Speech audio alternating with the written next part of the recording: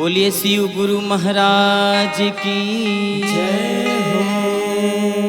आजकल शिव चर्चा के बड़ा प्रचलन बा। आ हमनी के तो पुरुष भाई हैं जा जेकरा के इंग्लिश में जेंट्स लोग कहता, लेकिन मेहरारू लोग एकरा के बड़ा दिन से लेके चलता।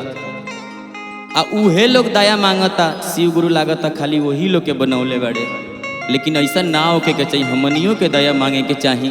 बिल्कुल। और हमनी के मांगल जी तो हमनियों के न स्वर्ग लोक में जगह मिली। का रवि भैया, का धर्मेंद्र भैया, सब के कहे कि शिव गुरु सारा दुनिया बसौले बड़े।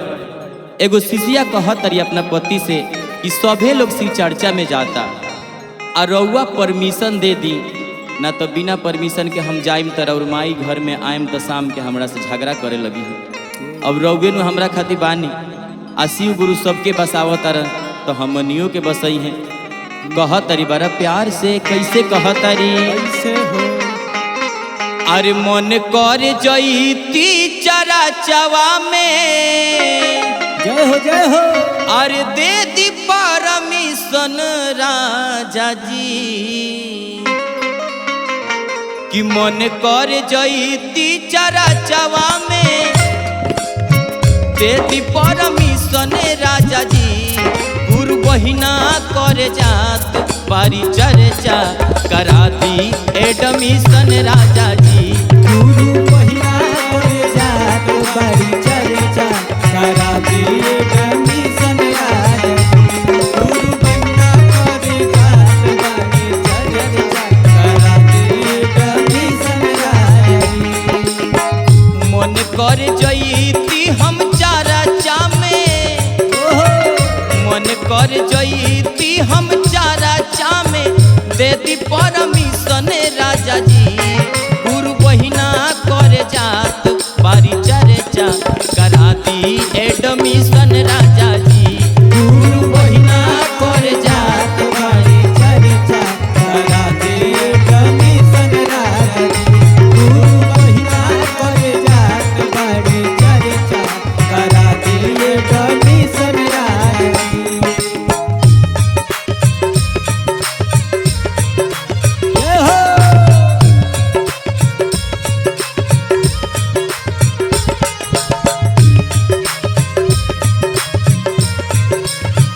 जय हो।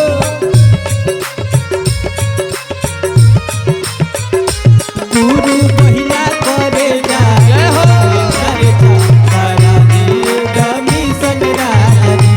गुरु बहिना करे जात बारी चर्चा, करा दी एडमिशन राजा जी। अब कहतारी का हो। कि रउआ परमिशन दी, सभे लोग शिव गुरु के चरण में एडमिशन करावता, आहा, जवना के हिंदी में कहल जाला कि नाम दर्ज करावता। आहा। आ नाम दर्ज हो जाई तो हमहू शिव चर्चा में जाई। कैसे चर्चा होला चल रवि भाई से पूछ ला, आ कथी कथी लागेला धर्मेंद्र भाई से पूछ ला। कथी कथी लागेला धर्मेंद्र भाई से पूछला, कथी कथी लागेला धर्मेंद्र भाई से पूछला। ओ कैसे कैसे चर्चा होला रवि भाई से पूछला, आ कथी कथी लागेला धर्मेंद्र भाई से पूछला। कथी कथी लागेला धर्मेंद्र भाई से पूछला। जय हो। कथी कथी लागेला धर्मेंद्र भाई से पूछला। आ धीरे धीरे खत्म होई जाई राजा, ओहो। धीरे धीरे खत्म होई जाई राजा, आ देहिया के सेशन राजा जी। आ धीरे धीरे खत्म होई जाई राजा, आ देहिया के सेशन राजा जी। गुरु बहिना कर जात बारी चर्चा, करा दी एडमिशन राजा जी। गुरु बहिना करे जय हो। जात बारी चर्चा, करा दी एडमिशन राजा जी। गुरु बहिना करे जात बारी चर्चा, करा दी एडमिशन राजा जी।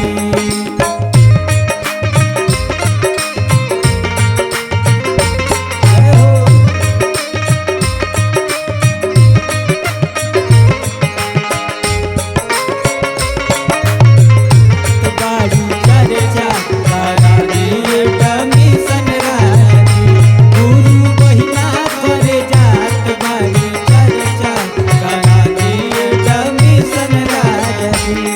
कहतरी गुरु जी के कृपा होई अब खुश रही मनावा उन्हीं के कृपा से होई ललनवा उन्हीं के कृपा से होई ललनवा उन्हीं के कृपा से होई ललनवा ओ गुरु जी के कृपा होई खुश रही मानवा उन्हीं के कृपा से होई ललनवा उन्हीं के कृपा से होई ललनवा उन्हीं के कृपा से होई ललनवा कहतरी चिंता झमेला सब दूर होई ओ हो अरे चिंता झमेला सब दूर होई चिंता झमेला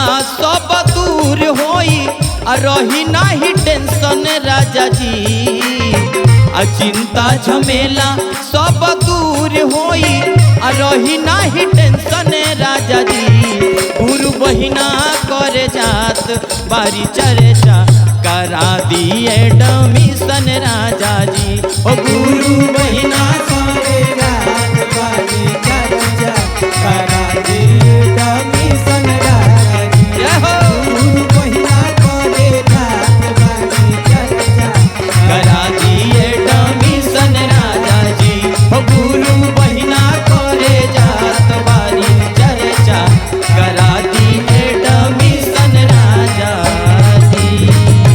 बोलिए शिव गुरु महाराज की जय हो बोलिए मैया भवानी की जय हो।